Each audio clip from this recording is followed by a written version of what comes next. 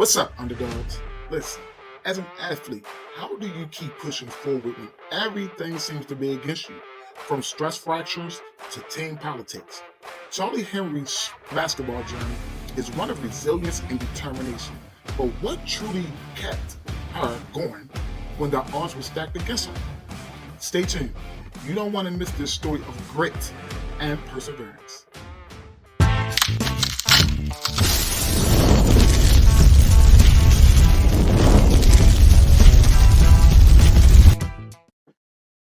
Welcome, everybody, back to another episode of Full Court Dreams, the Underdawg Voice, where we dive into the journey of incredible athletes who have faced adversity and came out stronger. I'm your host, Coach Key. Hey, what's up? And today, we have a truly inspiring guest. Everybody, please welcome Charlie Henry to the show. Thanks, Charlie, for joining us today. Thank you. Everybody get the little audience in the background. You know, we got like 100 people in the studio today. So, Yeah. whoa, I'm knocking stuff over because I'm trying to get comfortable. I am very, very sorry. Yeah, for that. I am very sorry for that. So, what's going on? How you been? I've been good. How are you? Why y'all on mic like I've been good? I've been good. So you can just pull a mic up. You can pull a mic up some. Okay. Where you not, or like I am good and stuff like that. Yeah. I just came from work, so Do you work pretty with good. Do you work with your aunt? You and your aunt No. work at the same place? We work at the same place but separate stores because I'm in college.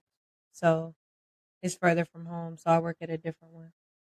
She took my job basically at the other one near the house. Oh. Yeah. Oh, all right. Okay.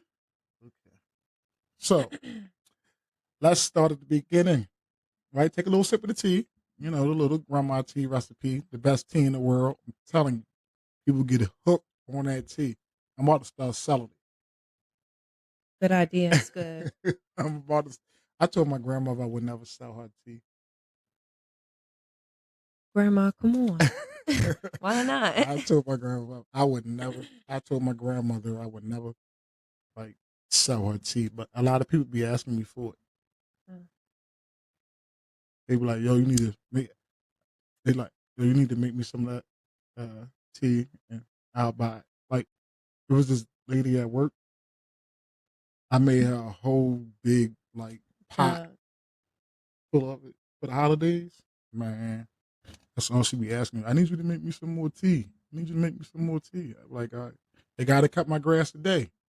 I was like, you want something to drink? He was like, yeah, like you like tea? He was like, yeah. I gave him some tea. He said, yeah, I gotta talk to you.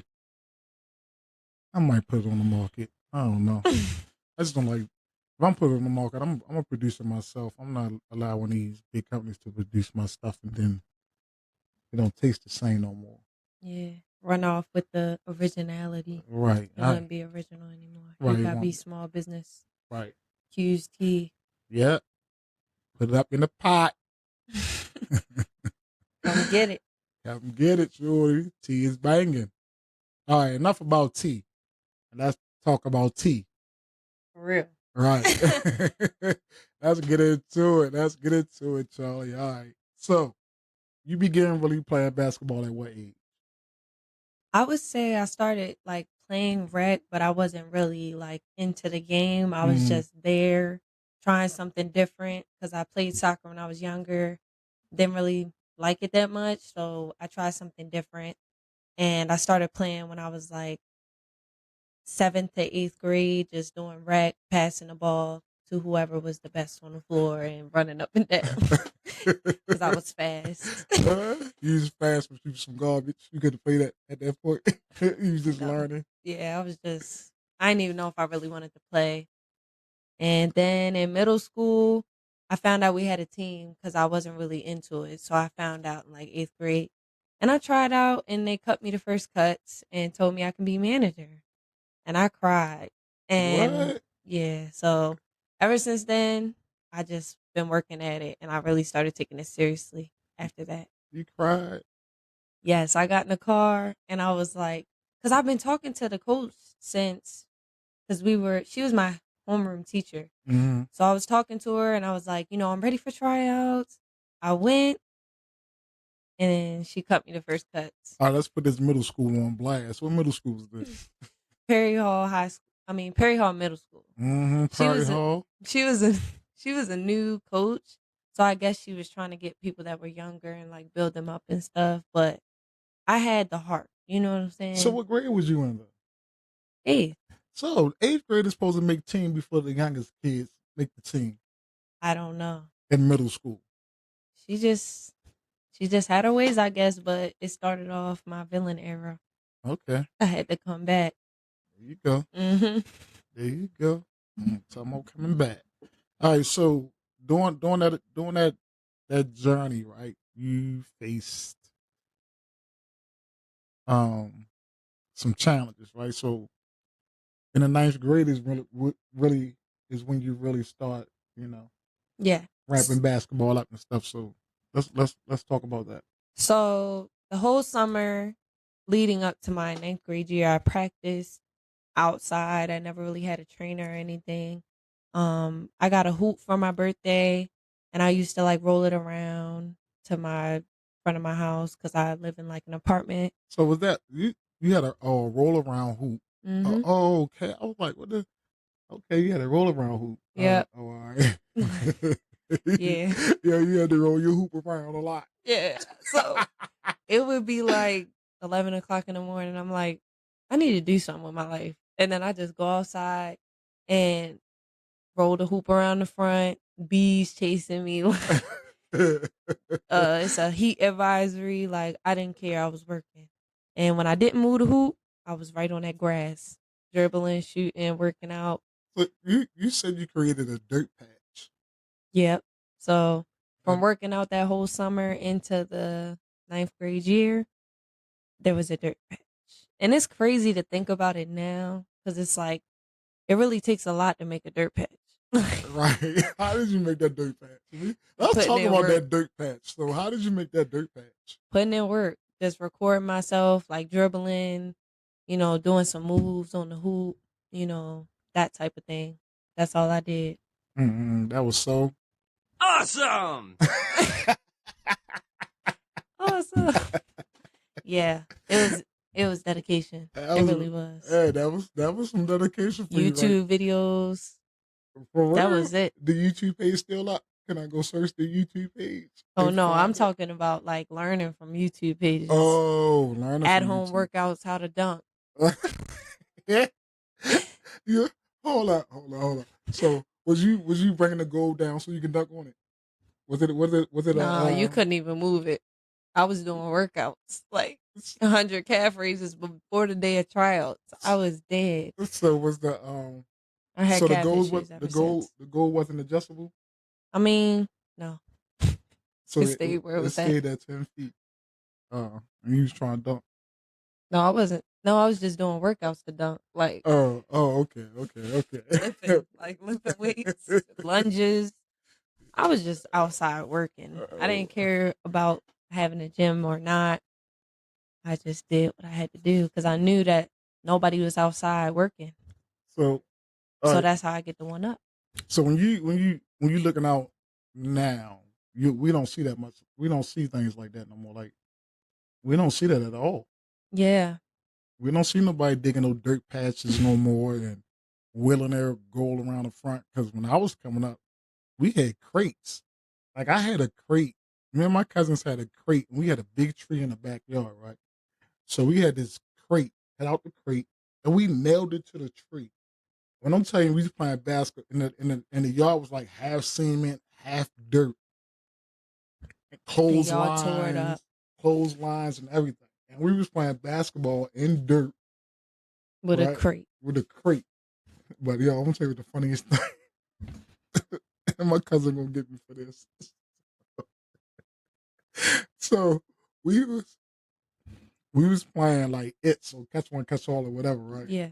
So my cousin ran in the yard and was turned his head like this, right? And he He ran right into the crate.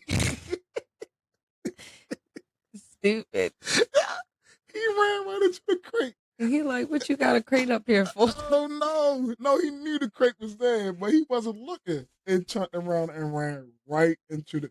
Oh, that was like the funniest thing. Mm-mm. He gonna get me for that. I apologize, but that was just so funny. But we was creative back then. I don't know what happened. Yeah. I think a lot of people just Video game. video Let's just put it games out there. and they just Lazy. have it come to them. Yep, lazy. Don't want to do nothing. These Yep. kids can't even build Legos. Right. Can't even go take a walk outside. Can't even That build. type of stuff. Right. Go outside and build a basketball goal.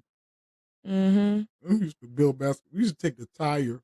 It's just like I feel like it's so publicized, like to go to the gym and right. have to have the gym in order to work out right, and those type of things. And right. people aren't, very creative and making their own way because they just supposed to have it in their mind. And it's like, if I don't have it, then I can't do it. Or, they have it and it's not fair, but like make a way and you'll eventually get there. And that dirt patch to me is like why I'm here today. Because if I wasn't hooping on that dirt patch outside, I wouldn't know Coach T. Right. Because we'll talk about that later as we go through. But that's kind of crazy because like people in the neighborhoods complain about, hey, there's no basketball goals up. There's no now like it's basketball goals up on mostly every basketball court now, but it's nobody on the courts no more. Because everybody got to go inside of some gym to play. Oh, we going to, like I took off last week, right? So I got phone calls like, hey, is there any other gym we can go in? Why not? Why don't you just take your tail outside? Yep, get some sun on your skin. Right. Wait till get hot, right. Sweat, build some muscle. Right. Like, lose some weight. Why we gotta go in the gym? Yeah. Why you just can't go outside and the hoop? Yeah. It really builds your character because once you get in the gym, it's gonna be easy cake work. Right. It's gonna be cold. You're gonna have AC. Don't want to sweat. They be crying about sweating, and it's hot in here. I'm like, really? Like we played in the hottest gym in Baltimore County at Concordia Gym. Yeah. Yep. And I'm standing there like, because I was just working out. Like it's about your heart, and if you know it's gonna make you better, then you have to just do it. Like you shouldn't be mad at something that's making you a better player. Because when you get in them better gyms from coming outside, you're gonna tear everybody up. That's how it was when I went from that dirt patch to Perry Hall. I didn't have no good shoes on. I was still tearing up. And once I got good shoes that actually grip, because I wore my shoes outside, I didn't even know that I was supposed to not wear them outside. But I still wore them and I still tore up. But once I got them good shoes, them Giannis's when they first came out, I was tearing people up because people didn't have the same grit, the same, like they didn't come from the same place, so they just was. They was the spoiled little brats. Yeah, they was just. Let me stop. They didn't know what to do. Right, but that's just like the guy. You see the guy from Africa. Oh my god, he be crazy. Like he built his own rim. This dude be working out in the rain and the mud. Built his own rebounder. Right, he built everything from scratch. Used tires, people holding them back, water bottles as weights, and jugs. Y'all complaining about not going into a gym. It's crazy. Right, and you got people that don't. They use what they got to get where they want to go at. Yep, and that's the only way to get there. You gotta find another way if you really want it. Better go take some spokes out of your old bicycle that you don't ride no more, and take those spokes out. That's when you used to do that too. Nail it up against the wall. Man, I would hang a hanger. Like I'd be watching TV when I was younger. I hang a hanger on my door, open it up, a white hanger, and have a sock, and just practice shooting. Good idea. Working on your phone, shorty. Good idea. You wanna sit home and watch TV? That's how you work on your phone. You only gotta go outside, work on your phone. Since you don't want to go outside, you can take sock and just is muscle memory. So, all right, let's get back. So you had to roll around, hoop, created a dirt patch. That's some serious dedication. That's some real serious dedication. So, what was it like trying out for the team and becoming the best JV player once you got into high school? So when I tried out, I just did my best. And, I made the team and I was emotional and everything because, like, it meant something to me Mm-hmm. because I came from that dirt patch. And, they told me I was like the top player when I had my meeting or whatever. And it was just very, like, rewarding to have all my work pay off in that moment. Mm-hmm. And, towards the end of the season, they moved JV players up for Awesome. playoffs. Okay. And they didn't move me up. And a couple years later, I'm still close with the assistant varsity head coach. And we talked. And, some girls on the team were talking about, me and how they didn't want me to move up. So that took me out of that opportunity because other people were talking. But I still am here. So yeah, Mm-hmm. that was hard. I But mean, sometimes, like, even though some girls talk, like for me, it's all about fit. Like last year, I had some girls that came in and their parents thought they should be on varsity. I'm like, no, ninth grade, you playing 1 year JV. Unless you an Angel Reese type girl coming in or somebody like that, ninth grader, that can come in and dominate, and you're playing 1 year JV. Or at unless, least to just right, have the experience right, of playing at high school. exactly. Playing Or in AAU versus playing at high school are two two different different things, games. right? Because in And people AAU, try to make it seem like it's the same thing, you but can it's not. you can hide in AAU because you're surrounded by other great people. So if Hmm. you on a high school team, everybody on that team, not well, fortunately, I have a team like an AAU team in high school, but most of the time is two girls around here that's the best people on the team. So And you really can't hide, not even that, just the like team dynamic as a whole. Like right? high school versus AAU is completely different. Like in high school, you with these same people every day, you see them every day. It's just different because when you go to AAU and even coaching AAU versus coaching high school Mm-hmm. is two different things, because there's different personalities. There's no choice with high school. Like some people, like it's public school, people go, people try out, Mm-hmm. it's just different. And, um, so playing in high school and playing in AAU and it's just different. And it's just, I don't know. Yeah. So You got to balance. right. So I always think about fit. So the Like, girls that came in they did not fit with that varsity team. That varsity team been together, um, forever. So the girls on JV wouldn't have fit. They wouldn't have got no playing time or nothing on that team at that time. So y'all coming together, y'all develop with each other. Then once that senior class leave, y'all move up next year, and it become y'all team, right? Then y'all moving up and pushing everybody else out, and then it become y'all like.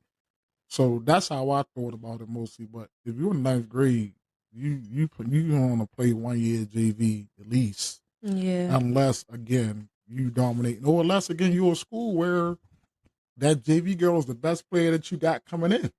Yeah. Because there's a lot of schools like that. And it was more so that, towards the end of the season they move you up. So then, your 10th grade year, Mm-hmm. you're now a varsity player. Mm-hmm.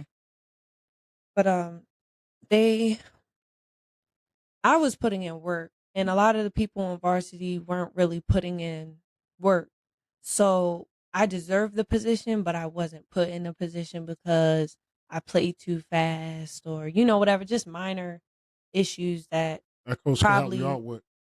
yeah, that probably would have helped me if I moved to varsity. All right. But COVID happened, so my 10th grade season wasn't even able to happen.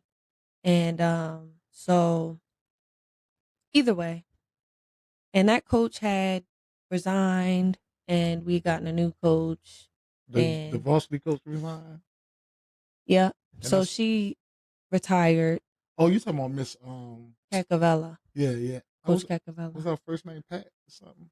Um, Because I remember her because when I was at she had the Parkville. short Yeah, glasses, yeah, I remember her because shortcut. when I played at Parkville, Yeah, because they had a really good team. yeah, Woo, they had a really good. Did they win the stakes that year? I think they won the stakes yeah, a couple of something like times. that. Yeah, They were yeah, really good. they was really good. And I think she retired. Did our daughter play on that team? She, I'm not sure, but after that, she retired after all our seniors left. Yeah. So after they left, she retired, and the assistant coach applied for the position, and another coach applied for the position, and he got the job. And I was sad because it wasn't really fair, and you know, it was just going to be a whole different thing after COVID. So, Yeah, so during COVID, when COVID happened, and you continued to work despite all the hardship and the letdown and things like that. You mentioned experiencing mental hardship, right? So and low confidence because of all that. So how did you stay motivated and keep pushing through the tough times? so I just continued to work out. And when things did get hard, because, just being in the house and, you know, at the time, people said things that were kind of like degrading. Mm-hmm. And it was hard to even like stay mentally motivated Mm-hmm. in that circumstance. Like there was no like summer workouts in the high school or anybody to be around, and Right. not a lot of girls that I knew at the time or in general had the same amount of work ethic. Mm-hmm. So, I kind of took a break for a little while, but I just continued to keep pushing, whether it was actually working on my game or working on my mental. Right. Because if you're not right mentally, you're not going to excel in the things that you love and want to do. So my mental really became my main focus. And I tried to do whatever I could to, get past those mental hardships, whether it was cutting my hair or, researching spirituality and mental health and what I can do to expand, or creating a new habit, or journaling, and just a lot of different things. Yes. I dealt with social anxiety, and one of the phrases that really helped me was anxiety is trying to control things you can't, and depression is worrying about the past. Mm-hmm. And both of those things are things you can't control or you Nope. can't change. And Nope. that really changed my mindset on a lot of things. That's good. That's good. So in that time though, you played for two different programs during that period. And facing challenges with team dynamics and politics. So, can you share more about your experience with those programs and how they affect your confidence and performance? So during that time, like, we didn't have a lot of money. Mm-hmm. Obviously, it was COVID, but like it's always been that way. Mm-hmm. And so, when I went to play for these programs, it was like, I was joining something that was already built, like as only Right. myself. And, playing with them, it was hard to like find my confidence with the way other girls' mindsets were as Mm-hmm. far as like playing. It was more so like, I don't have to be here. And, this is just something I do. While as to me, it's like, this is all I can do, Right. Yeah. No, I get like it. that was like my opportunity. Right. And hopping onto a team with people that already have like their relationships and they all Mm-hmm. know each other, and they live very far from me, like Catonsville, like like it was just hard to connect, and it was hard to find my confidence. And especially during COVID, it was like you couldn't really build relationships Mm-hmm. how you wanted to or needed to. And being by myself, like, my aunt did like take me and drive me and stuff, but like ultimately I spoke for myself. Right. So it was just an odd time. So I would just try to like run miles in between school and work on my handle. We had gotten rid of the hoop for some reason at some point. And again, like the mental hardship. And it was just a lot. And I would still show up to every practice every day, but I was just still trying to find my game and my confidence during that time. Yeah, I mean, COVID was tough for a lot of us, like especially dealing with hardship and people not being able to go to work and things like that, not being able to go out, be around people. Um, Not being able to see people's faces, faces. right? So it became a real hardship, and like you said, anxiety and those things like that. So, but something changed. A turning point came. So let's talk about the turning point. So you met Coach TJ. So how was that meeting Coach TJ? So, COVID started to break a little bit. And I also want to say that, like, I'm like the first to go to college, the first to do really anything outside of maybe graduating high school and, getting a job and those types of things and Mm-hmm. being a student athlete. Mm-hmm. So, as far as like getting training and figuring out how to get to college and all that type of stuff, there wasn't really a lot of like support in, me walking to the court every day, me biking all the way up to Perry Hall High School every day. It was more so like, what are you doing? Because it's like something that was never done before. And so I found I found Pickup USA, and I Mm-hmm. saw that they had a summer camp for like a week, and I was like, I really want to do this. Like, it's $100 or something. It was really cheap at the time because Pickup USA was just starting Yeah, out it with was their just opening. training. Yeah, it was just opening up. Now it's cost $100 an hour. Exactly. And so yeah, I went to that camp and I met Coach TJ, and they thought I was older than what I was, but I wasn't. And I after that camp, I went to like a workout that he did with like all girls and stuff, and they helped me out financially and things like that. So I was able to attend and, get there and that type of thing. Mm-hmm. And so he posted me on his Instagram and said, this is a really good player. She doesn't really have a team to play on during this time and that type of thing. And he introduced me to Coach Steve here, Yeah. Coach Hey, Quillins. hey, how y'all doing? And this is why I say that, like, if I never made that dirt patch, I wouldn't have met him because this happened all around the same time. Mm. And like I said, during COVID, I was really just working on my mental most of the time. And I did try to work on my game, but like that was even hard at the time. So, I feel like that dirt patch is like what got me right here. Like, I'm Yeah, not gonna shit. lie. It be the dirtiest things that get you to the cleanest places. Yes. So I met Coach Steve. We worked out. You know, we I started playing for his AAU team and going to workouts and stuff. And And yeah, we worked out once like we stayed outside and we worked out. So we when it when COVID started to really like calm down and stuff, and but you still couldn't go inside.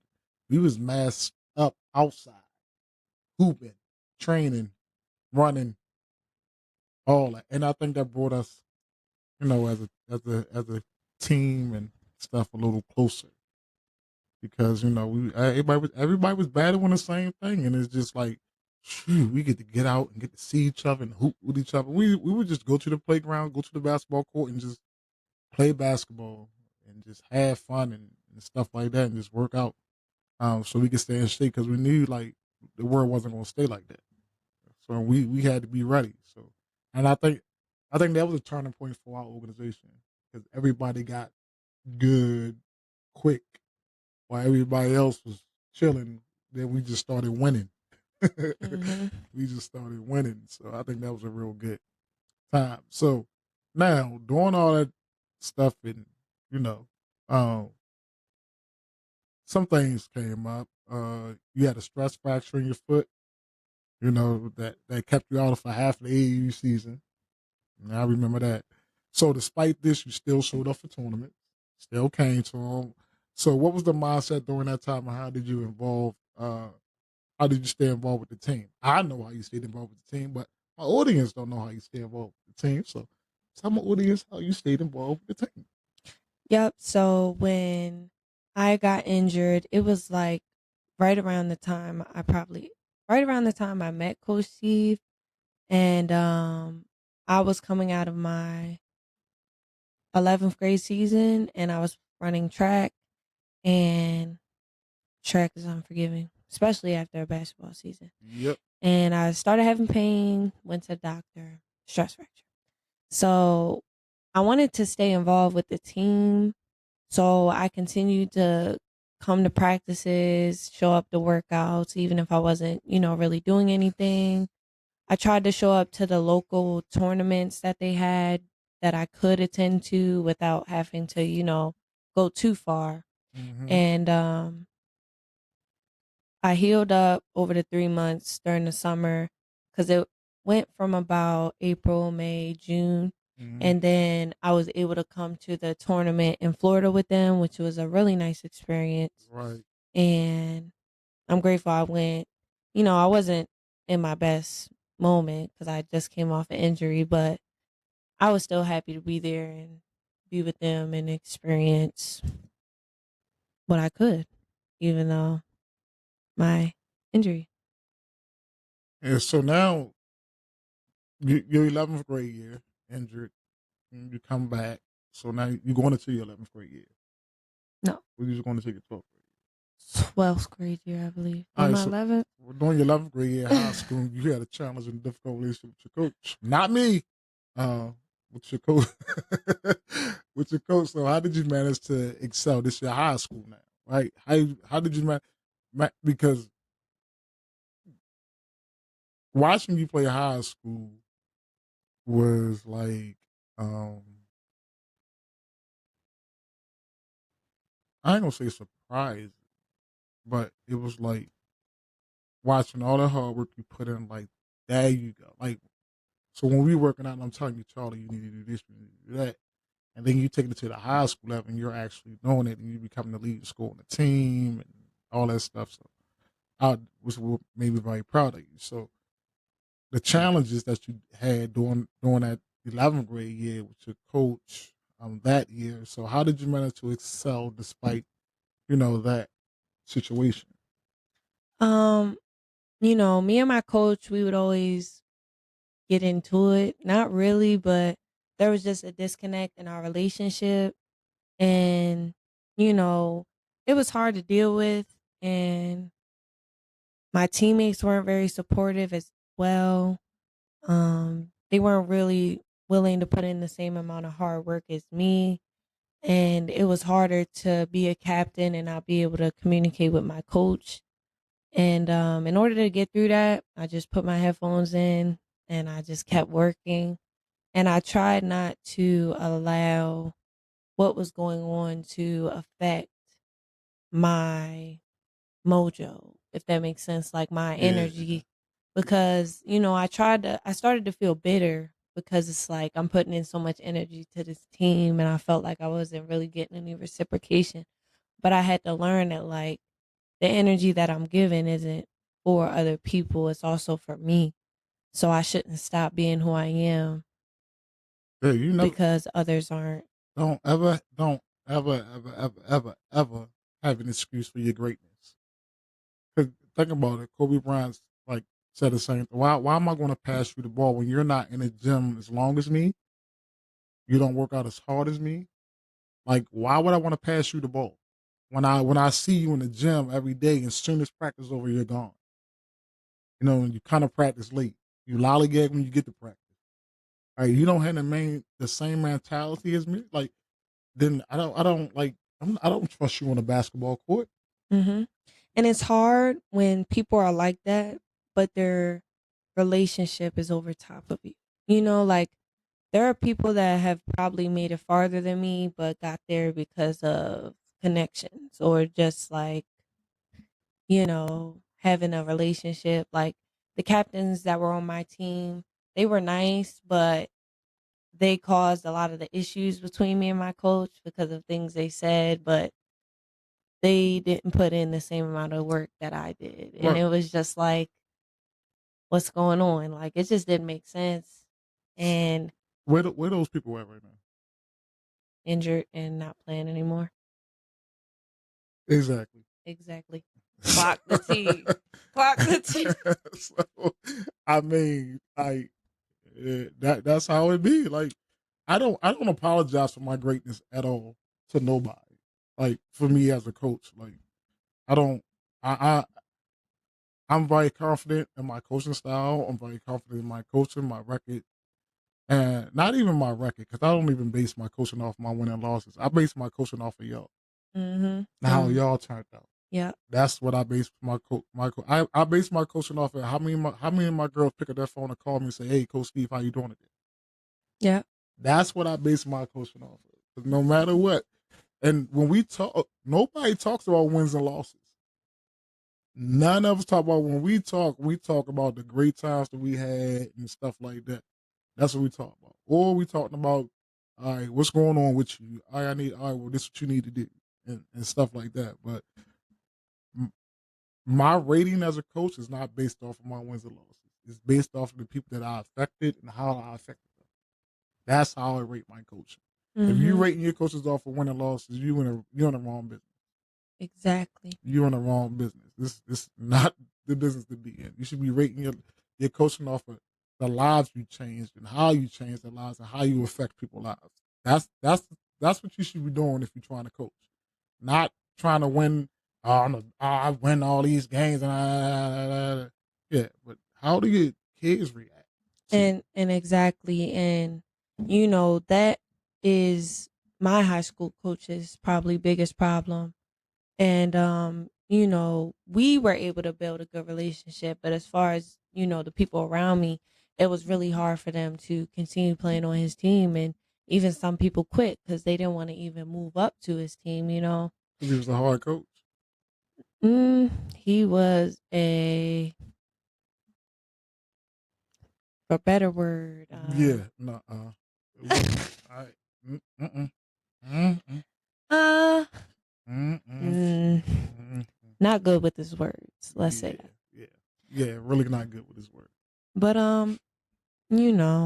another thing about the coaching, like you're right about how people or how your team players react to your coaching, and it's not about wins and losses. And I feel like that sometimes is what ruins people's careers or people that could have been great, especially at a young age, dealing with people who are only focused on wins and losses or getting a win or getting a person to do a specific role, even when it's not their role, or even if they want to expand, you put a player in a box or you put, limits on them because of what you want to do, when really, the game, especially in high school, middle school, those type of things are about development, especially if you want to get to the next level. Yeah, everybody with us did the same drill. If we was doing low post drills, everybody did low post drills. If we doing guard drills, everybody was doing guard drills. Because again, you never know if I'm 5'7", and I'm the biggest person on the court on my team. I'm not, and I'm not. I don't know. I don't know if I'm gonna grow anymore. So I need to work on my guard skills because if I go to the next level, I'm not gonna be no center. I'm gonna be a guard. Right. Or like for me, like I ended up being a 4, like a 3 or 4 during my college season.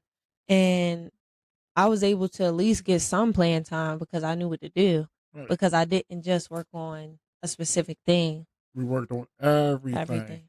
Yeah. Everything. These girls, and especially with women, like right. You're not going to be really put in a box, especially even at the next level. Like next year, we have like 2 bigs. That ain't going really. I don't know how it's going to work, but 2 bigs and one coming off an injury.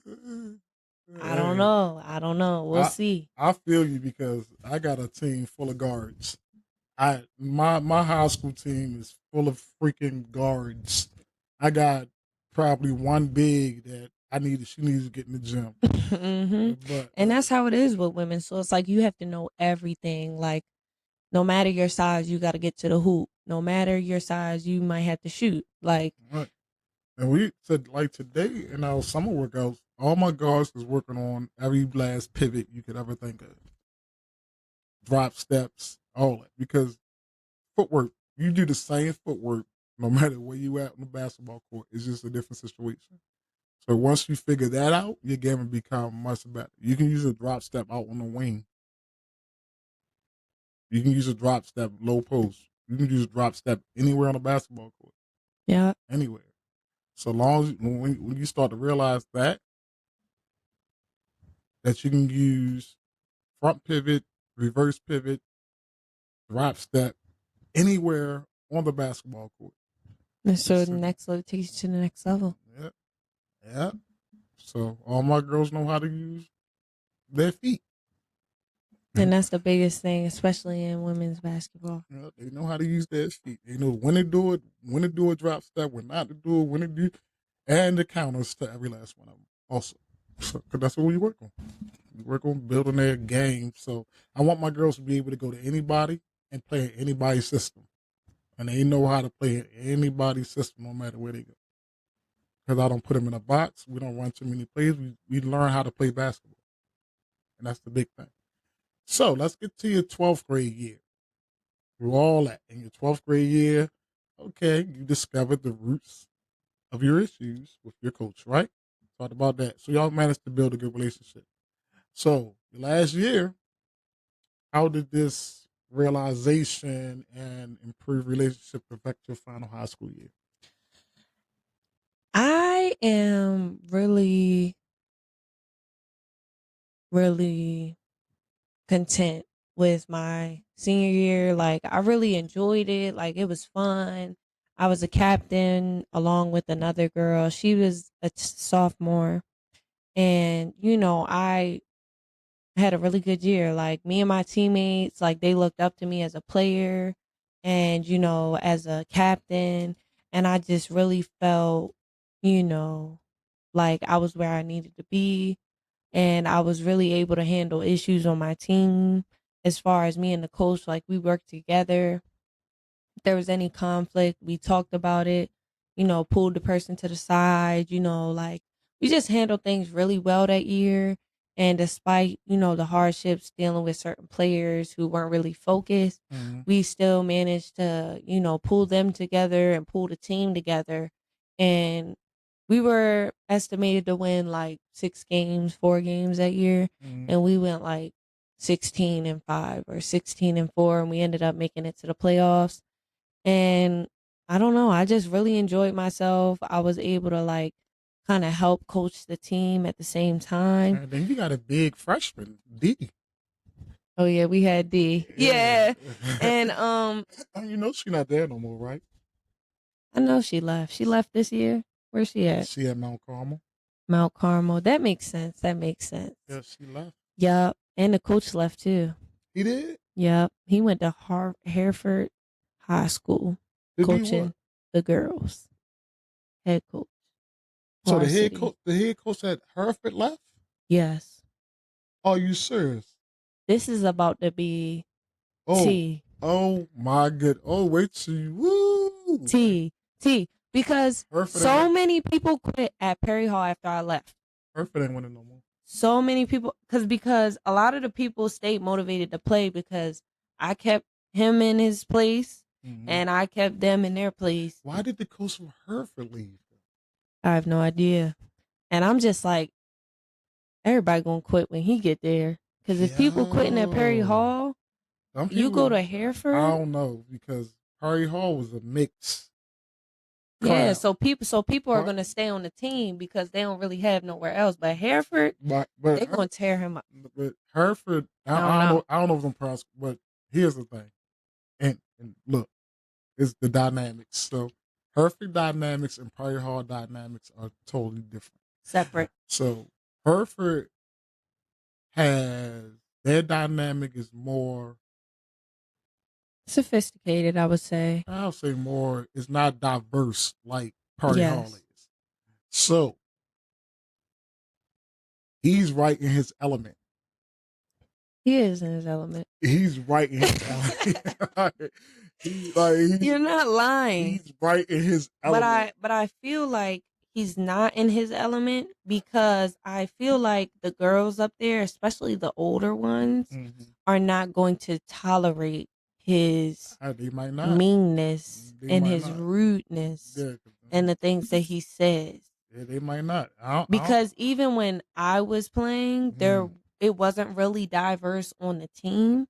Like even now, it's not diverse at Perry Hall as far as basketball. It's like soccer players and different type of people, but it's not really diverse anymore because a lot of the people that were with me are leaving now. They graduated this year. Yeah. So it wasn't really diverse at Perry Hall. And, people, like when I was in 11th grade, one of the coaches quit because he was cursing at practice, and the two captains that were with me called their mom, and then, it became a whole thing. We'll see. So maybe Perry Hall will calm him down.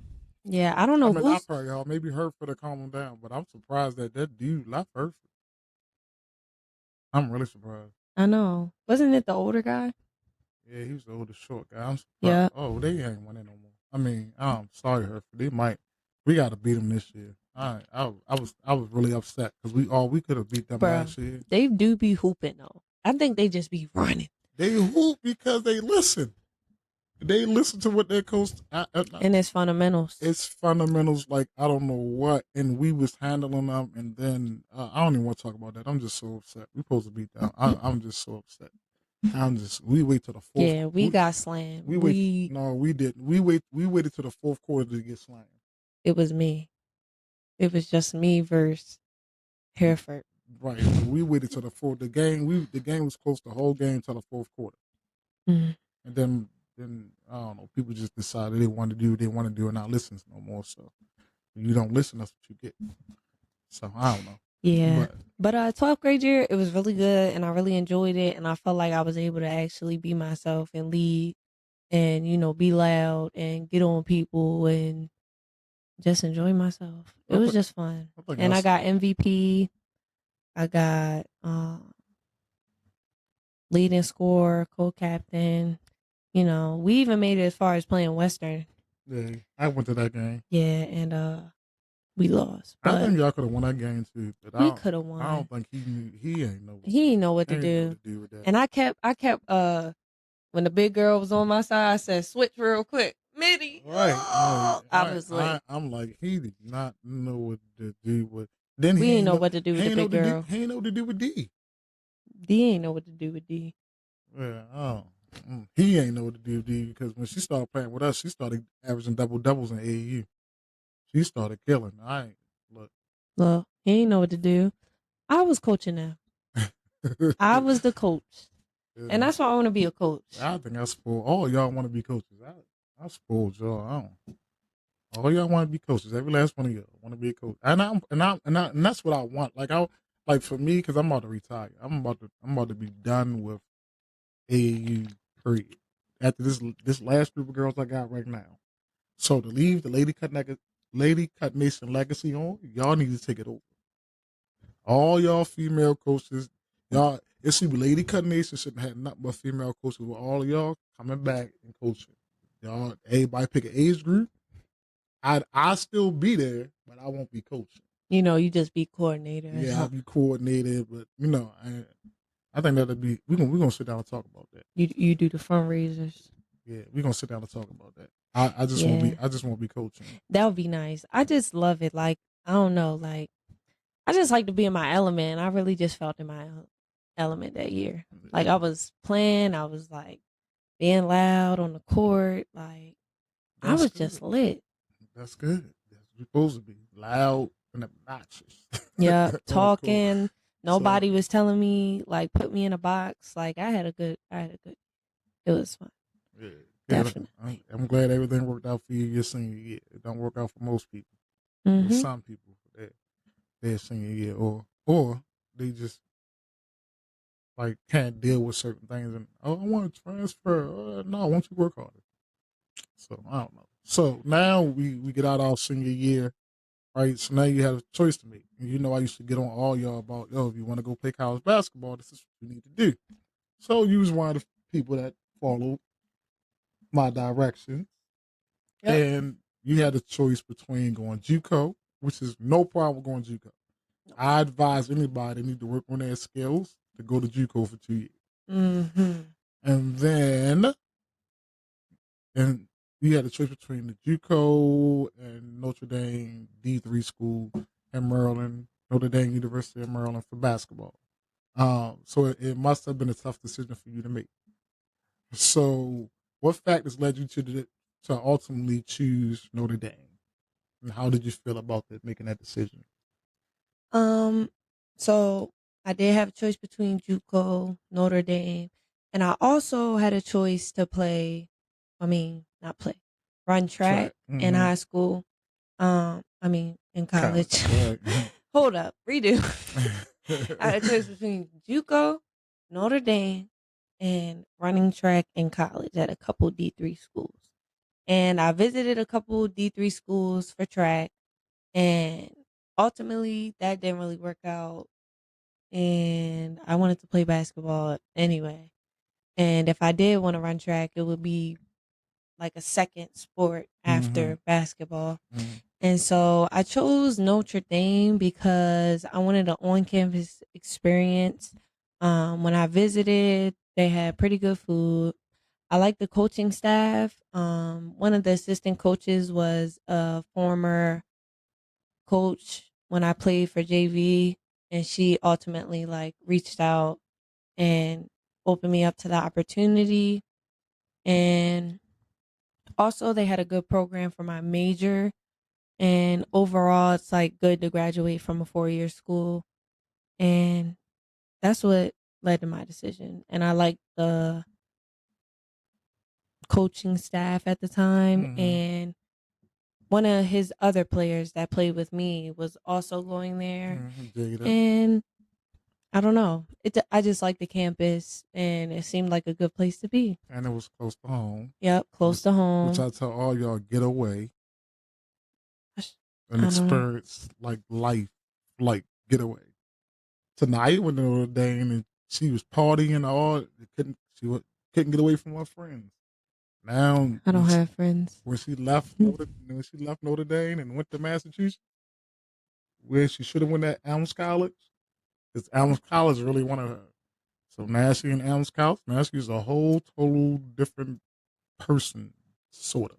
But it changed her perspective on a lot of stuff. Like, get away from your environment so you can grow. Mm-hmm. And that's kind of why I wanted to be on campus.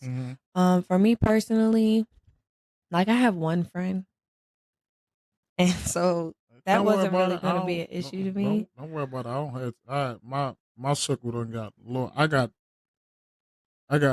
certain people that I really deal with. But my circle is like low. Like I can't even count like 5 people on my hand that I really deal with like that. I count one. She actually played with me in high school.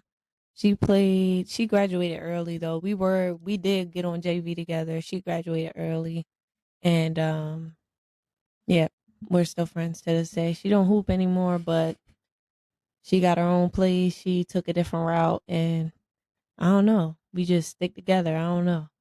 Even though we took different paths, we met through basketball, and we still stay together. You gonna have that one like me and Coach Austin is like thicker than thieves. Even though both of us, we like we gonna disappear and get our stuff together. And that's what we did. We disappeared.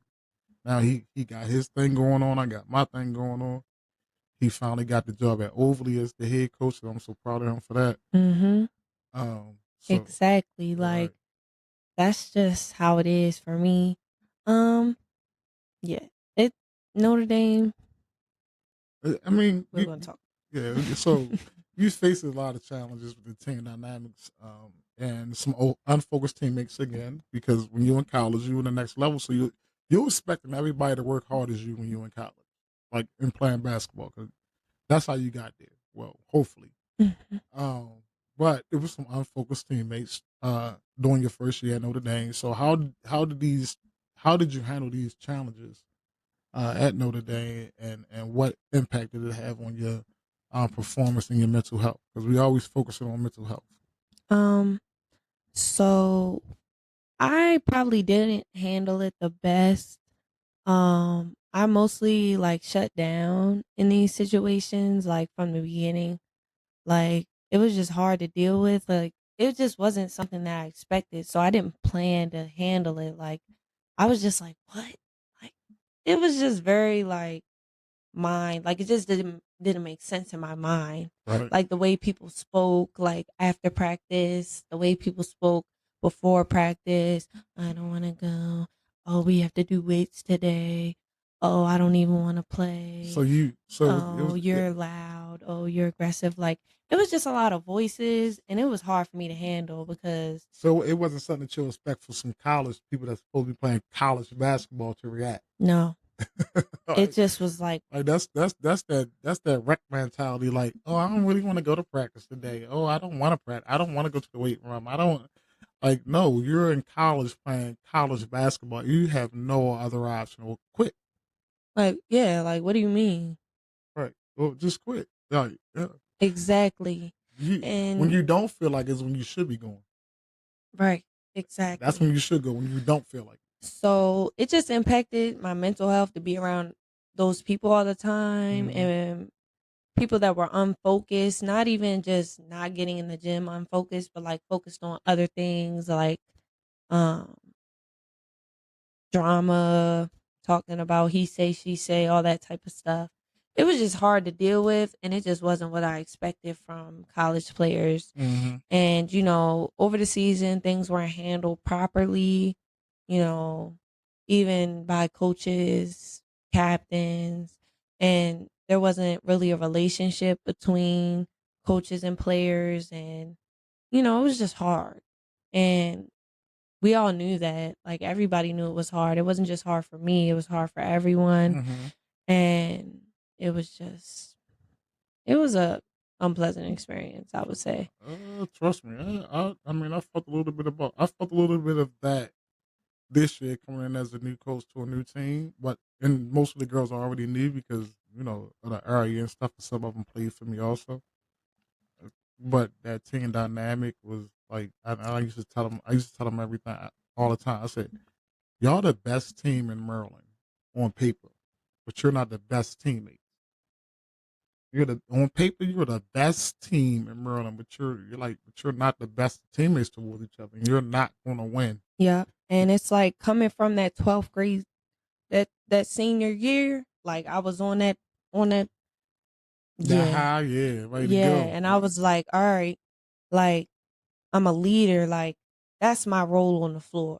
Like Mm-hmm. whether you like it or not, whether I'm a freshman or not, no matter what, like that puts me in my element when I'm able to talk, when I'm able to like, get on defense and like move the defense around. Like another thing that was a problem was people can't be on the floor and people don't like to listen, or girls especially don't like to listen to each other.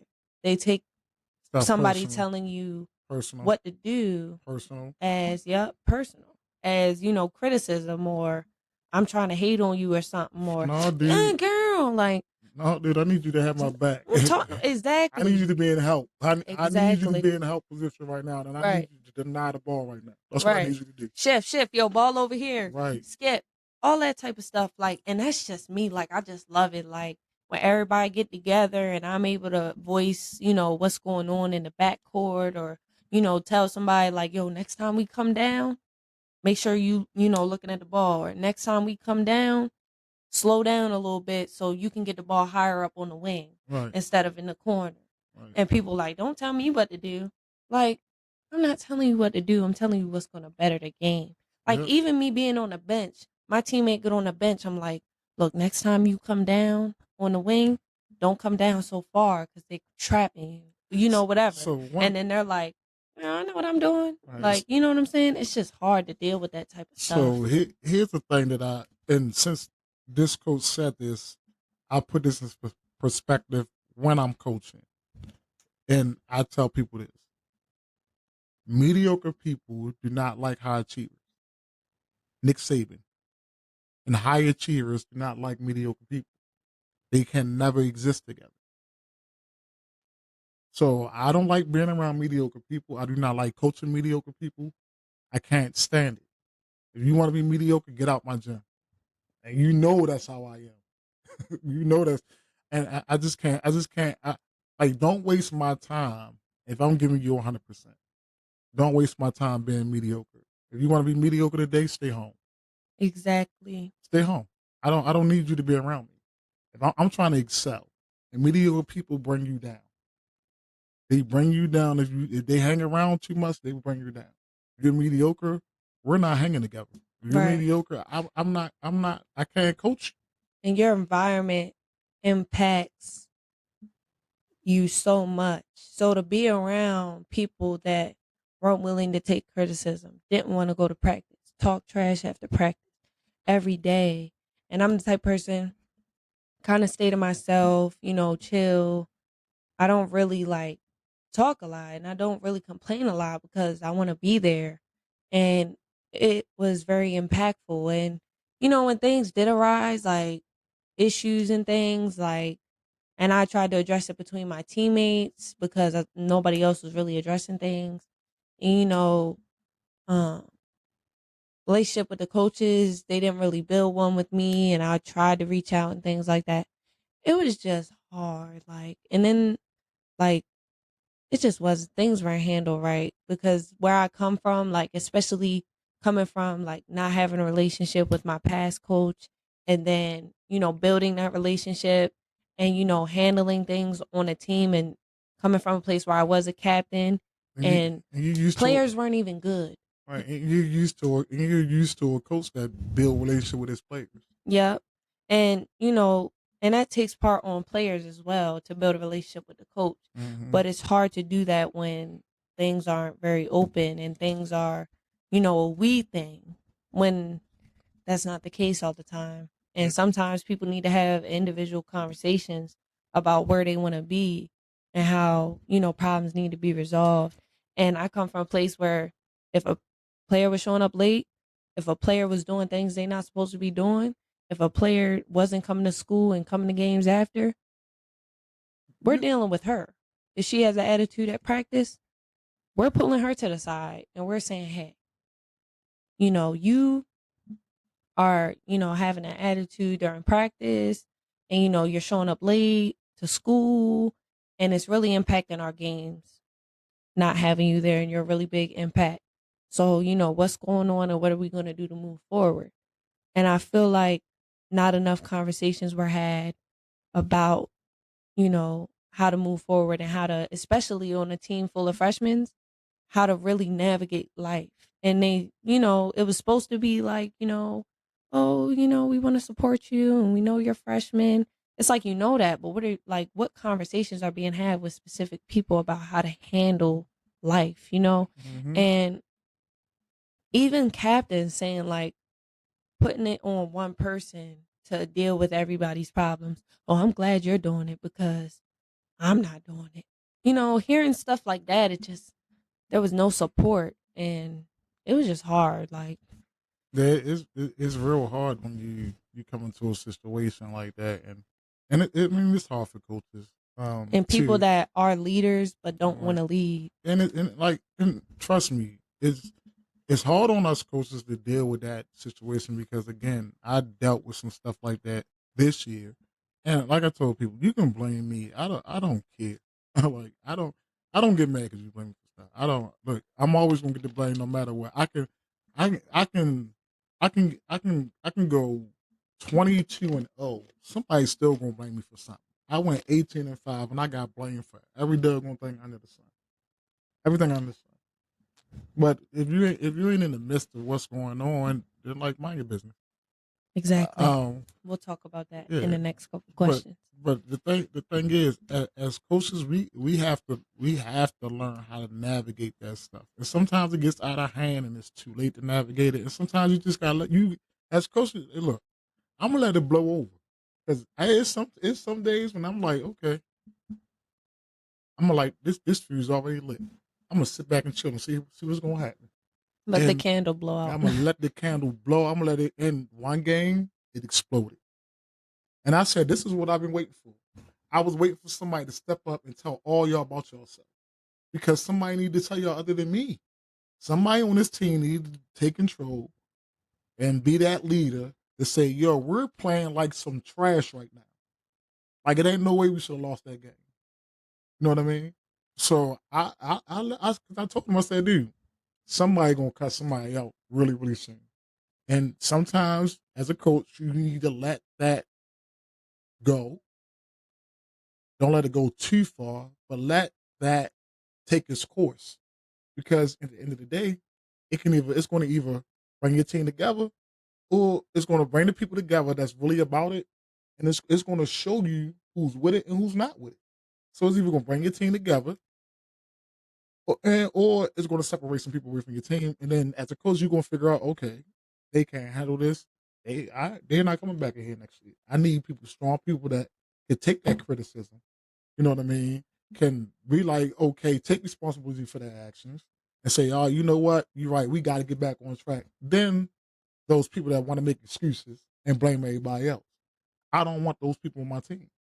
Exactly. I don't want to be around those people. I don't want people on my team. Exactly. Because And it becomes transparency and coaches really seeing what it is. Some players just have that, buddy buddy with the coach, but on the flip side, that's not really what's going on. Like the way they talk about them or the way, things are being handled. Like, sometimes. like everybody be like, coaches got their favorite. Yeah, I'm gonna tell you who my favorite is. I have favorites. Every coach out here have favorites, but I'm gonna tell you though, it ain't the kind of favorites y'all think it is. Favorites are the people that come to the gym early, leave late. People I don't have to tell to get on the line. People I don't have to tell like, yo, why you tying your shoe? You should be on the line right now. People that get good grades, players that get good grades, players that take criticism, players that you don't mind having a conversation with, and don't look at you sideways when you tell them about themselves and what they need to work on. Players that don't go back home and cry to their parents and lie to their parents about something that they ain't even doing. You know what I mean? They are the coach's favorites. It's because they're not mediocre. They don't whine and cry, and they go and do what they're supposed to do. They can still ask questions, but they ain't gonna sit up there and whine. I say run, why we gotta run, coach? No, yo, just come. We gotta run. Like That's part of the game. that's part of the game. We should be on. If I say practice start at 2:45, you should be on that line at 2:45. Not tying your shoe, putting on your socks and all that at 2:45. They the type of players that are not our favorites. Our favorites are the ones that are disciplined and coachable. They're the ones I want to be around. They're the ones that's gonna get most of my attention. Because again, when I start talking to you, that's when you need to worry. When I stop saying, hey, you need to do this, hey, you need to do that, hey, you need to come here, you need to do this, you need to work out, you need to do this. When I stop saying that to you, that's when you need to worry. That's when you really need to worry. So I get it. Like coaches don't catch everything. We get blamed for everything, and we handle stuff kind of like different sometimes that may cause turmoil, but sometimes that turmoil is needed. Sometimes you gotta tear stuff down to rebuild it. Sometimes you gotta do it. So now and all that, so you suffer the ankle injury, despite all that stuff you went through. You suffered an ankle injury at the end of the season, which compounded the difficulties you already was facing. So how did you cope with that injury, and what's your mindset during that time? Um, I was just trying to get back as soon as I could, Mm-hmm. and I did, and I tried to, and at that point, there was really nothing else I could do, and I really felt like didn't meet the expectations that I wanted to reach, and I felt like I allowed people to, impact my mental state at that point, Mm-hmm. and which caused like my season to be poor. Like I wasn't the best player. I didn't build the best relationships with people, even though, my intentions were the best for the team and for everyone. And I wanted to build relationships, but I always just was facing, you know, some criticism or, bad talk. And it was hard to like have good intentions and be, Try to be the best teammate you could be. yeah, and be excluded. And I'm Right. always cheering and for people to just say all those things. And then I got injured and it's like, well, I can't even, show something for myself Right. regardless, despite that at Right. that time. And, you know, it was just hard. So at the end of the year, some coaches have exit meetings, which I need to have one this year. I don't know, but so in your exit meeting, you were told something, and I'm not going to say what you was told. You can explain that part because I'm not going to do that. But um, so talk about your exit meeting and what happened in your exit meeting. So during my exit meeting, I did have a hard season. There was a Mm, lot of talk and all that type of stuff. And I always tried to cheer and I always tried to like fix my problems because I always had good intentions regardless of what people were saying. And a lot of the stuff people were saying didn't make sense. So it was confusing and hard to deal with. And there were specific people that caused problems for me. And it was up to me to deal with it alone because, captains and coaches didn't really get involved in the situation properly. mm. And, things blew up at a practice one day. Like that type of stuff happened. And during my exit meeting, it was just like, I'm a bad teammate. And, So you was told by people that you was a bad teammate. yep, they told me I was a bad teammate. And you could look at every single game and I'm cheering unless somebody was talking trash to me on the bench. You know what I'm saying? Saying like, we don't do the cheer that way. We don't. Are you cheering? Are you as loud as me? Like, you know what I'm saying? It was just like stuff that like Petty, teams should get petty together stuff, on. like petty stuff. So, Petty stuff. show me how we supposed to do the cheer then, and be as loud as me. Right, exactly. And it's like switching up a cheer isn't really like you should want to do that. Like we should have a whole unique cheer. Like all the different teams have like Mm-hmm. different type of bops to they cheer and stuff. Like it was just fun to me. Like I'm on the bench, I might as well do something. Right. And I was facing criticism about that. I was facing criticism about, how loud I am on the court, how passionate I come off, like, me singing during practice, like not singing, but like, I was with the host. So we was like, dapping each other up, like being energetic. And, people were hating on that. And I'm just like, I don't understand. And, you know, Mediocre people. exactly. And all I was trying to do was put in work. And, I explained to the coaches, like, I had the best intentions and there were other people that were causing problems with me. And then like I tried to handle it the best way I could, whether it was saying like, hey, like I don't really like what's going on or, like whatever. And it was all put on me. And they were like, people do other things to stay out of it. And I didn't even know these people or talk to these people outside of practice or anything like that. I maybe said, hey, out of respect, because I respect people, but never talked about anybody, nothing. And that was really hard to hear because all I did was try my best. And while going through all those things, I continued to show up. And, I tried to build a relationship with the coaches. And, it was just hard. So when I heard that, I got emotional. And, I do have to work on my game. But my confidence was low dealing with all that stuff. Like, I just didn't feel trusted on the court. I didn't feel like I could be myself. And, moving forward, I'm just working. And I mean, I got to work on my handles. That was one thing I was told. But it was hard to be confident with the rock while right. people are telling you, oh, you got to do this, you got to do that. Like, you're not right. Like, you come off a certain way. All right. So, but I mean, it that took a real toll on your mental, and I always tell y'all about like your mental health. Like, you not let nobody mess with your mental health.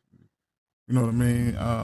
So that led you to, taking antidepressants.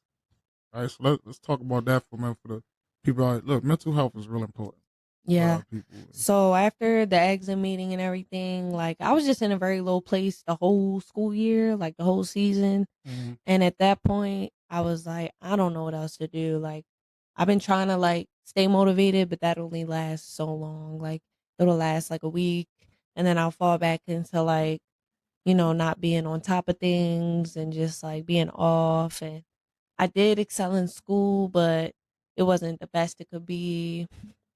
And it was just hard. So I tried that for like a week. I took antidepressants. It didn't end up working out because I just had so much going on. I was in school, like I got a cat. I got a cat.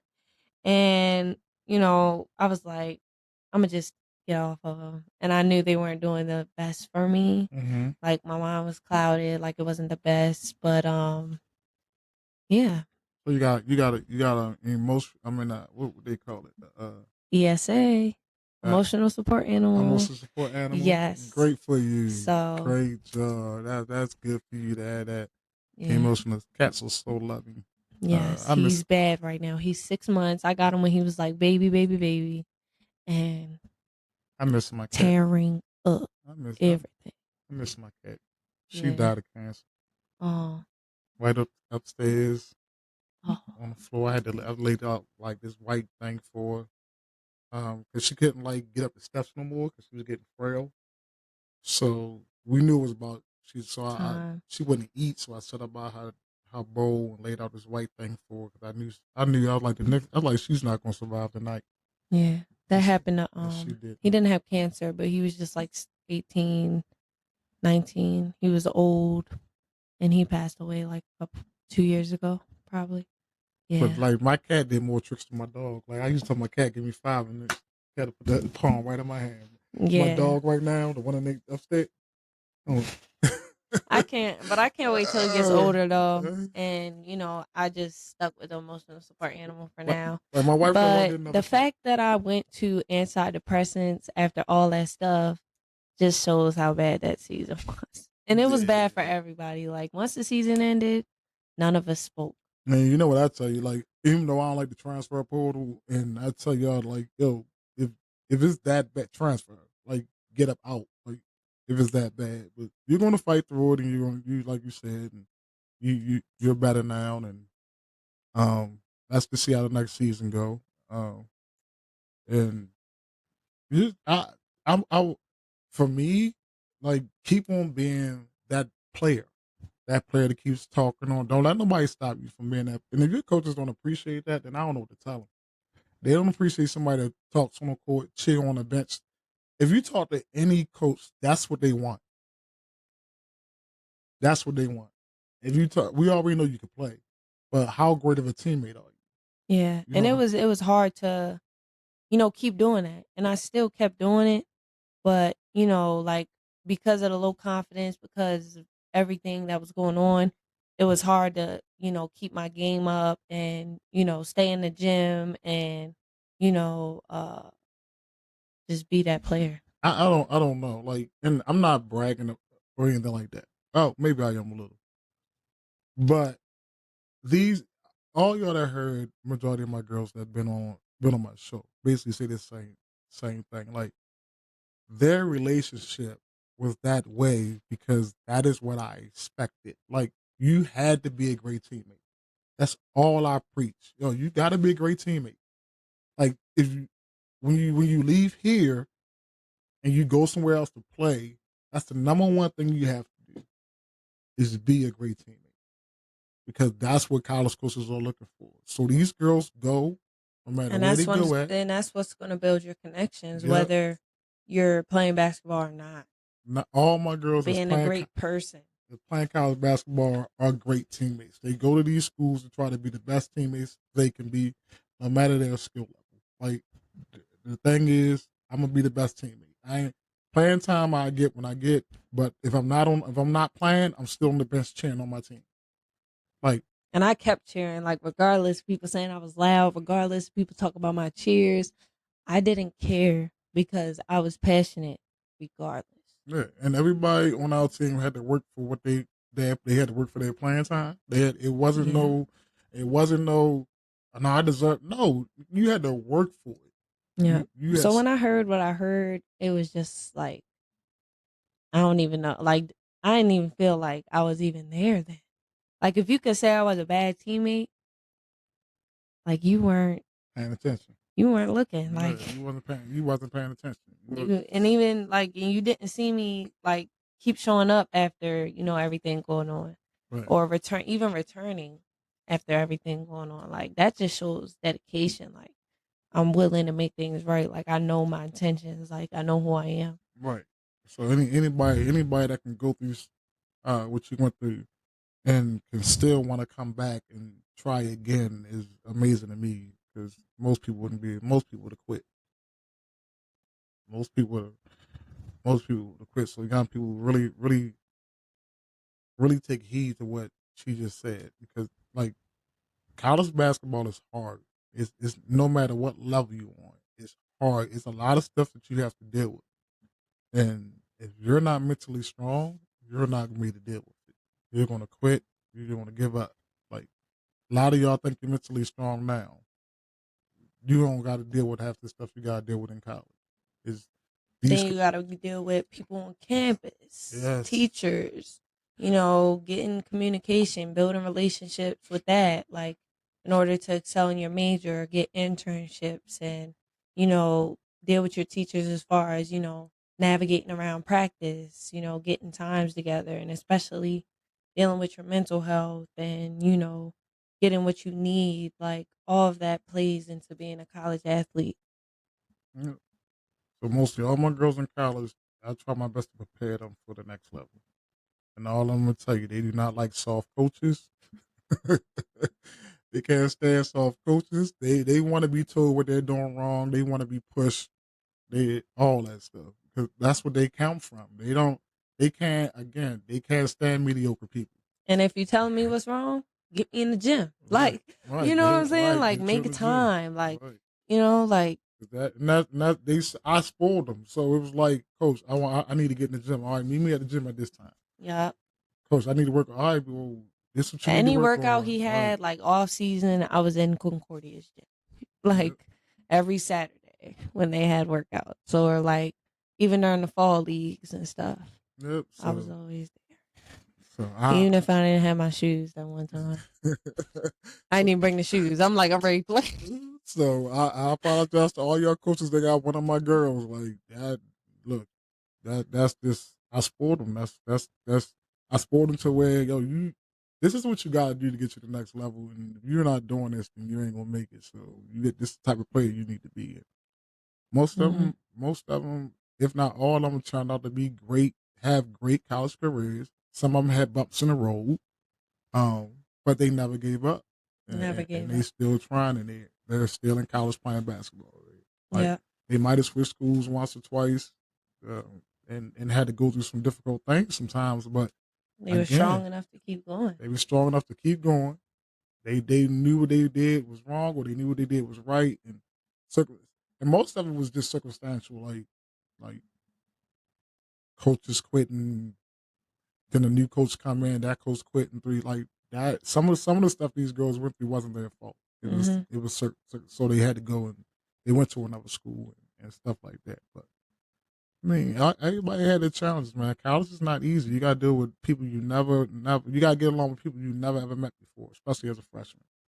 You got to deal with people you never met before. You got to know how to navigate through all these different personalities and stuff like that. So, and then you want about your own yourself and things. So, And then just like, especially if you're going away from home, just like right, navigating life, period. Like right, how to get a doctor's appointment, how to file documents, how to, yep, pay for food, how to, get a job on campus, all those things can just add on. And it's just a beautiful experience at the same time because you grow and you learn as you go.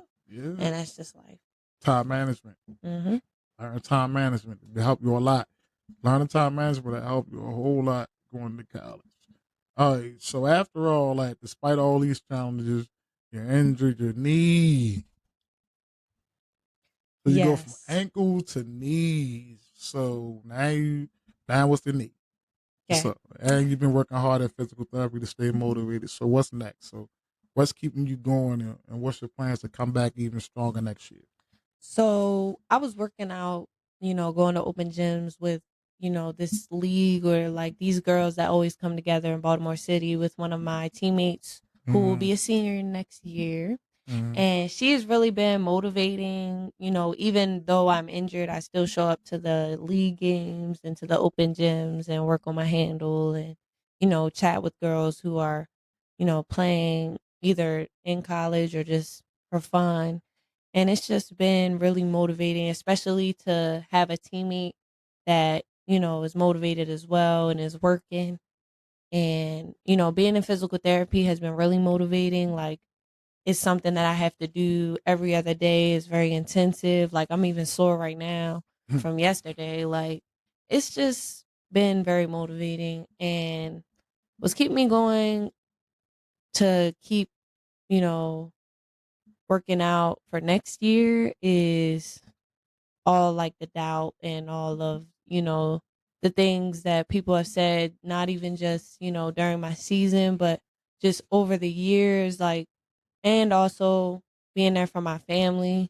Like, that's been a big thing for me because, I feel like I'm here and, I'm here for a reason, especially with my family circumstances. Mm-hmm. And, I have to finish and I have to finish. Yeah, So that's been keeping me motivated. you're the first of many in your family, right, to do a lot of stuff. Yep. To go to So college, to be a student athlete. lead.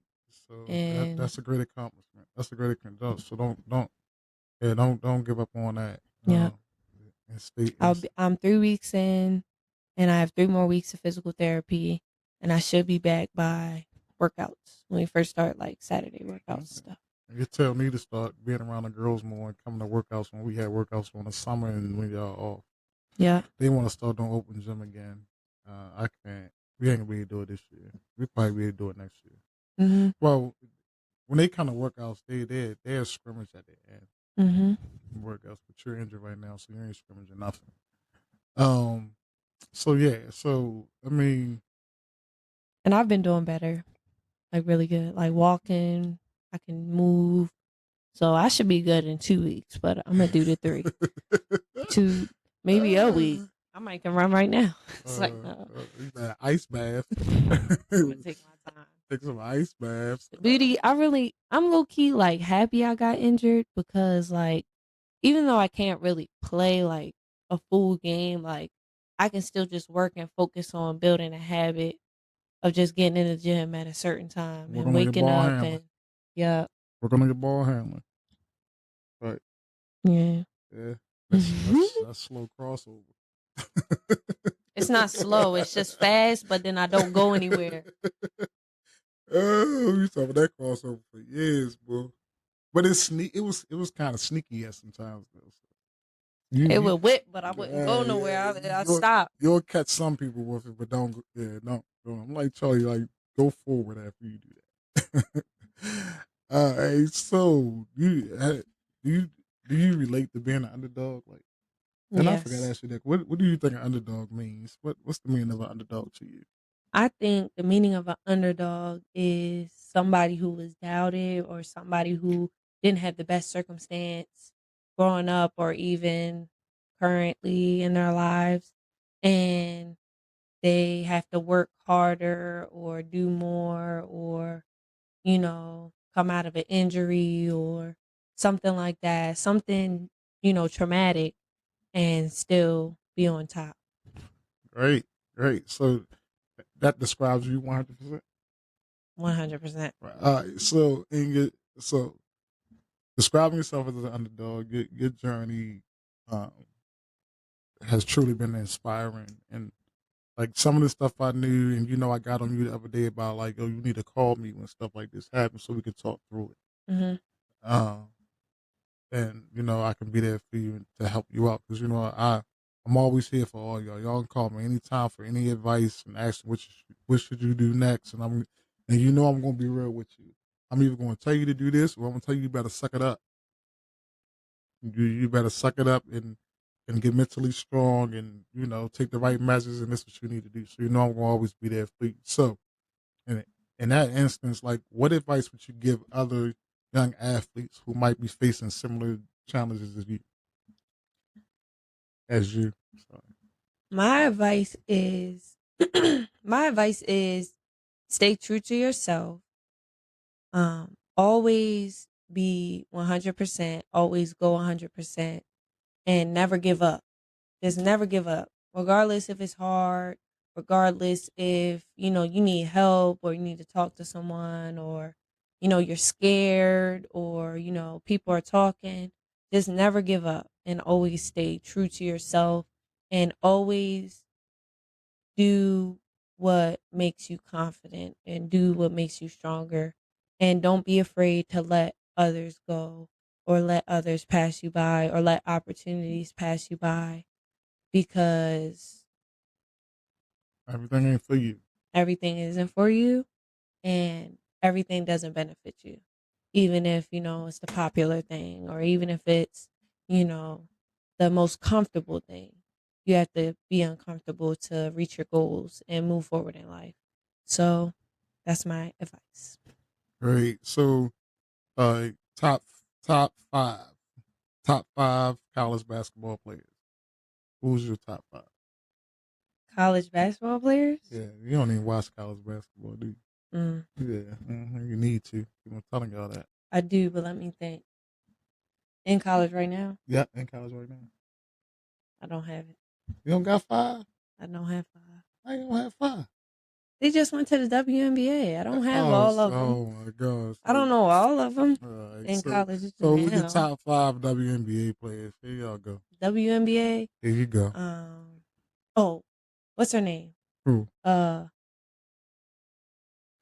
Angel? No, not Angel. I knew What's Aja Wilson? Oh, Angel Wilson. Okay. Aja Wilson. Kennedy Carter. Kennedy Carter. Kennedy. Why y'all call it Kennedy? Because that's how his CH. name is spelled. I've been watching her since she was playing for Texas A&M. Yeah. See, people don't know about Kennedy Carter, man. Kennedy They don't. Carter. I loved her, and we had the same number. The female Kyrie Irving. I'm telling you. For real. I seen an edit. No, I'm not going to talk about her. But anyways, her, I would say Sabrina. So okay. Sabrina Wilson. And I do want to say Angel Reese, because I feel like she was like not recognized. She didn't get the proper recognition for the hype with women's basketball coming up, like right now. Oh, you're talking like right now going to the WNBA? She didn't get the hype. She didn't get the hype. Like Caitlin Clark took all the hype. You know what I'm saying? 'Cause you know how that go. I mean, Caitlin Clark is a wonderful basketball player, but they need each other. Exactly. That's Batman and Robin, because without Angel doing this in our face, yeah, you would never. Everybody knew who Caitlin Clark was, but she was just like she was a good player. She was just a good player. But Angel Reese was known before her because she came from Baltimore. But the thing was, once Angel put her hand in her face, that's when her celebrity blew up. Yeah. So she didn't get enough credit, and she is a good player, especially for her size. Yeah. She averaging double-doubles in the WNBA right now. Yeah. She had like Angel, 4 or 5 double-doubles straight. I'm like, Angel had to grow on me over the years. Mm-hmm. Like, me too. Because now I see her in the WNBA, and it's like you can't say nothing. Yeah, because I couldn't. I done coast against her, and I just couldn't. Whatever, but she got to grow on me. She grew on me over the years. Yeah, I feel like after her WNBA debut is when I was like, okay. Now, when she got in college, like I didn't expect her to be. I did not expect her to be who she was when she got in college. I did. I honestly, I didn't, and she came a long way. I think her leaving Maryland and going to LSU was one of the best decisions she made. Yep. Right, because people even hated on that decision. Yeah, I just think it was the best thing. Breeze is a real good coach, but I just think that she had to get out of Maryland. Get out of Baltimore. Like I had to tell you, like she had to get away from Maryland to really shine, and you know. So Put on for the city. I just think Angel, that was a real good decision that you made, and you know, she grew on me. She grew on me. I think she's going to be real good, WNBA player through the years, and probably one of the best. When she keep on working hard and doing what she's doing. She's from Baltimore. You know, difficulties and stuff, things that I've seen and stuff like that as a high school player. No, people change, and I think she changed for the better. Even though everybody still thinks she's the villain. She was like that in Baltimore. She was the villain here. You know what I mean? She was the villain. So she don't have no problem. She's been doing it all her life, so she don't have no problem with it. Yeah, I just like how she stayed true to herself, and she is where she is now. Right, she stayed true to. She's been like y'all don't know. She's been like that her whole career. Like so, she and she's. I don't have a fifth, to be honest. Yeah, apologetic. You don't have no fifth. You don't like Aaliyah Boston? Aaliyah Boston? Yeah. I don't know who you talking about. You don't know Aaliyah Boston is? How you don't know who Aaliyah Boston is? She played with Caitlin. That's the Fever. Big girl. Aaliyah Boston. Big girl? Yeah.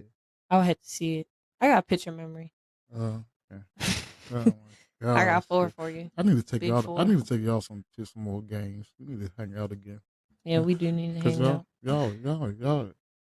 Come on now, y'all ball players. You probably know more than me. You know. I'm. So. I know who's in my league. I'm in the league. Half of them ain't your favorite players, I hope. No. I do like some of their games. So you're gonna have to play against Kylie next year. She's going to see the crest. And Liz supposed we're going to see the crest too. Yeah.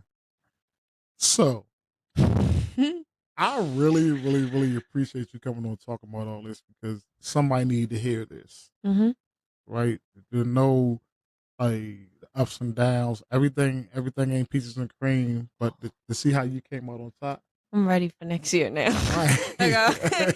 we got hoop next year. Right. So got some comp. Everything ain't always peaches and cream. But to see how you handled it, you handled your situation mentally, physically, and everything is very inspiring to a lot of people. For me, I just need you to keep on being resilient and determined. That's what I need you to be. Anytime you got a problem, you can always pick up the phone. You can always call me, and we can always talk this out. The advice I'm going to give you is going to be the advice I'm going to give you. It's going to be some good advice. You take it, But stay true. Again, stay resilient, stay determined. You're a truly inspiring person, right? And I really appreciate you coming on telling your story because I know it wasn't easy. It's not easy to talk about your mental health. It's not easy at all. So we all know you're going to come back stronger than ever. You always do. You always do, no matter what. So where can the people follow you at on your journey to see how next season go for you?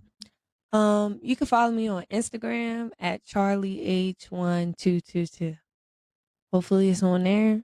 And if not, you can go on Notre Dame, University of Maryland, basketball, women's.